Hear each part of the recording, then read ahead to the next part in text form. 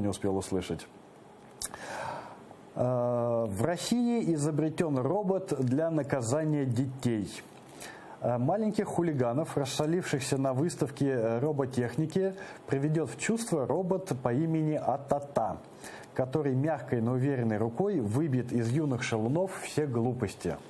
Вот такой вот, вы знаете, вот я не знаю, мы живем, ну точно, конечно, в книге Оруэлла, соединенного, не знаю, по-моему, с Айзеком Азимовым. Вот в России, в стране нанотехнологий, изобрели вот такую вот жестяную помойную бочку с металлической рукой, которая будет шлепать детей по попе, которые расшалились на выставке.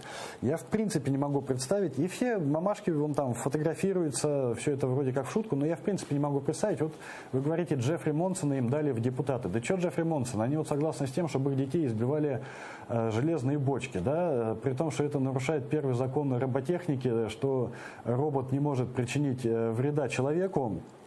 Но опять же, я вот в принципе не могу представить, чтобы моего ребенка избивала какая-то жестяная помойка. Они на это согласны, да. Здесь вопрос в судьях, да, вопрос в том, от кого принимать наказание.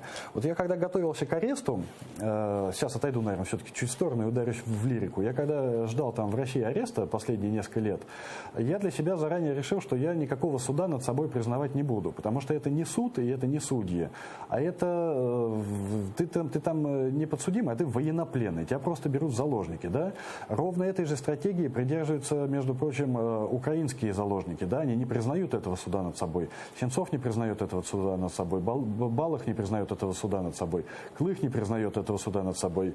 И я вот придерживался тоже примерно, решил для себя, что я буду придерживаться точно такой же линии поведения.